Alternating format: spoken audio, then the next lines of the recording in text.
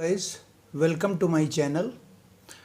Guys, अब हम लोग देखते हैं एक्सरसाइज 3.6। तो एक्सरसाइज 3.6 में हमको क्या करना है, हमको pair of linear equations form करनी है और जो भी हम लोगों को इक्वेशंस दी रहेंगी वो लीनियर इक्वेशन के फॉर्म में नहीं होंगी।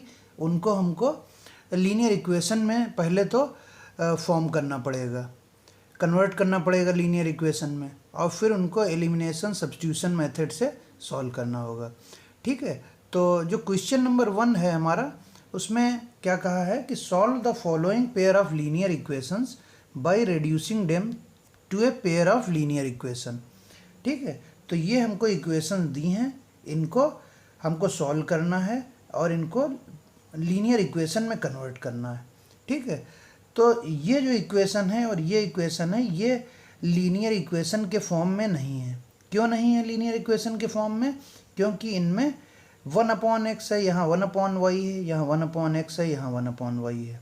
ठीक है, तो हमारी लीनियर इक्वेशन होने की क्या प्रॉपर्टी होती है कि जो x की पावर हो और y की पावर हो 1 होगी। ठीक है, यहाँ अगर हम इस x को ऊपर ले जाएं, न्यूमरेटर में ले जाएं, तो x की पावर -1 हो जाएगी, y की पावर -1 हो जाएगी। यहाँ भी x की पावर -1 हो जाएगी, यहाँ भी y की पावर -1 हो जाएगी।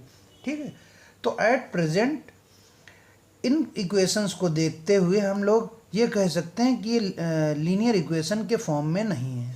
तो इनको हम लोग लीनियर इक्वेशन में पहले तो हमको कन्वर्ट करना पड़ेगा। ठीक है, फिर इसको सॉल्व करना होगा और x और y की वैल्यू निकालनी होगी। तो इसको हम लोग कैसे सॉल्व करेंगे, चलिए देखते हैं। ठीक, तो हमारी इक्वेशन क्या है, 1/2। तो इसको हम लोग कैसे लिख सकते हैं, 1/2 ऐसे लिख लिया, और दूसरी इक्वेशन को ऐसे लिख लिया बराबर 2, और इस इक्वेशन को लिख लिया 1/3 1/x प्लस 1/2 1/y बराबर 13/6। तो ये लीनियर इक्वेशन के फॉर्म में है नहीं। क्यों नहीं है लीनियर के फॉर्म में? कि x की पावर यहाँ -1 है, यहाँ y की पावर -1 है, और लीनियर होने के लिए इनकी x और y की पावर +1 होनी चाहिए, इनकी डिग्री जो है वो 1 होनी चाहिए। ठीक है, तो इसलिए ये अभी लीनियर इक्वेशन के फॉर्म में नहीं है। अब इनको हम लोग लीनियर इक्वेशन के फॉर्म में कन्वर्ट करते हैं। ठीक है, तो हमने इनको थोड़ा सा रीअरेंज करके लिख लिया। ठीक है, अब हम लोग क्या करते हैं, जो ये 1/x और 1/y है, या और इसमें भी इसके लिए कोई दूसरा वेरिएबल ले लेते हैं। ठीक है, जैसे हम लोग मान लेते हैं लेट 1/x बराबर a एंड 1/y बराबर b।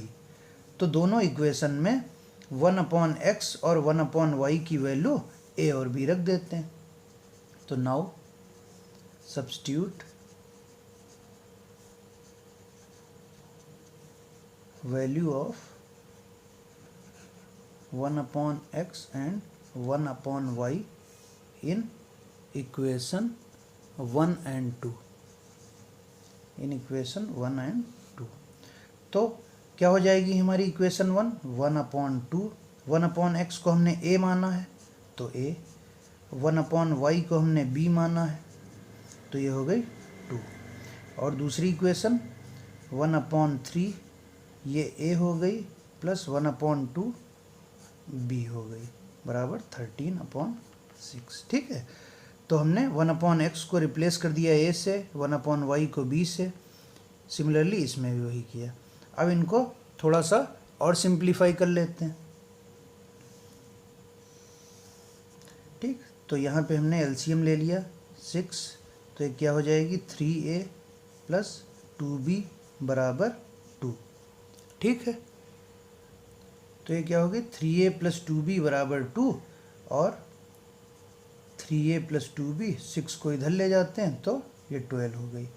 तो इसको मान लेते हैं इक्वेशन नंबर हमारी 3 है, और सिमिलरली यहाँ पे भी 6 एलसीएम ले लेते हैं तो क्या आएगी 2a प्लस 3b बराबर 13/6। तो इस 6 से ये 6 कैंसिल हो गया, तो क्या बनी 2a प्लस 3b बराबर 13। ये इक्वेशन को मान लेते हैं 4।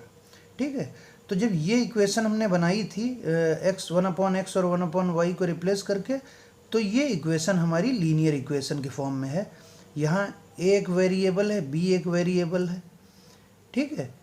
तो a की पावर 1 है, b की पावर 1 है, a की डिग्री 1 है और b की डिग्री 1 है, ठीक है। तो ये अब लीनियर इक्वेशन की फॉर्म में हो गई। अब इनको हम लोग एलिमिनेशन या सब्स्टिट्यूशन मेथड से सॉल्व कर लेते हैं, ठीक है। तो अब इनको सॉल्व करते हैं using elimination method.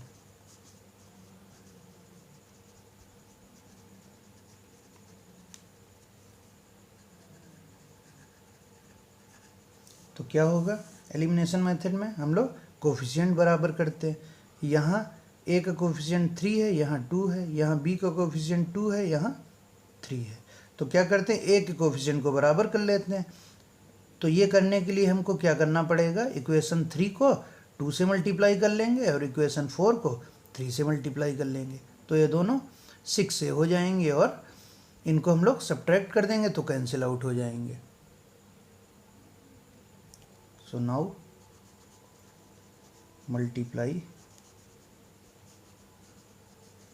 Equation 3/2 and equation 4/3 and subtract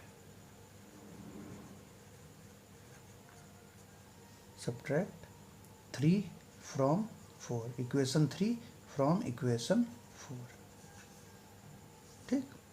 equation पहले हम लोग इक्वेशन 3 को 2 से मल्टीप्लाई करेंगे और इक्वेशन 4 को 3 से मल्टीप्लाई करेंगे, फिर इक्वेशन 3 को 4 से सब्ट्रैक्ट कर देंगे, ठीक है।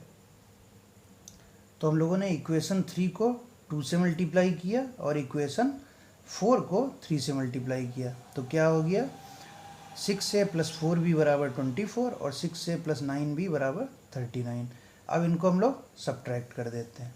तो ये माइनस, ये माइनस, ये माइनस, तो 6a से 6a कैंसिल आउट हो गया। 4b - 9b is -5b। 24 - 39 is -15। तो b की वैल्यू कितनी आ गई, -15 अपॉन -5। तो माइनस माइनस कैंसिल, तो b की वैल्यू हमारी आ गई 3। b की वैल्यू 3 आ गई।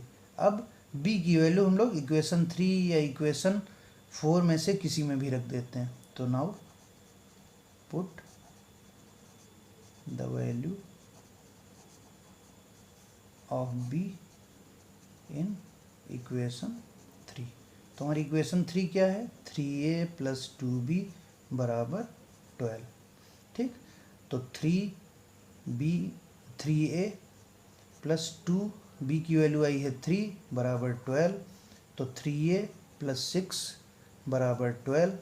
तो 3a बराबर 12 - 6 बराबर 6। तो a की कितनी वैल्यू हो गई, 6/3 दैट इज़ 2। तो a की वैल्यू हमको मिल गई 2, ठीक है। तो हमको b की वैल्यू मिली 3 और a की वैल्यू मिल गई 2। लेकिन हमको a और b की वैल्यू नहीं निकालनी थी, हमको निकालनी थी x और y की वैल्यू, क्योंकि हमको जो इक्वेशन दी थी वो x और y के फॉर्म में दी थी और हमने x और y को a और b में से रिप्लेस किया था, ठीक है। रिप्लेस करके लीनियर फॉर्म में कन्वर्ट किया था और a और b की वैल्यू आ गई। अब इन a और b की वैल्यू का यूज़ करके हम लोग x और y की वैल्यू निकालेंगे, ठीक है। तो हमने 1/x को a माना था, since we supposed or we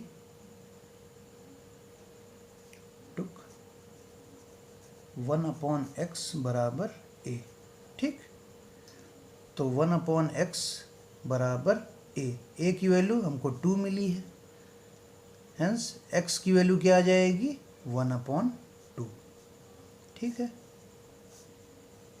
यहाँ से x को इधर ले गए, 2 को इधर ले आए, तो x की वैल्यू 1/2 हो गई। सिमिलरली हमने 1/y को b माना था, ठीक है। तो सिमिलरली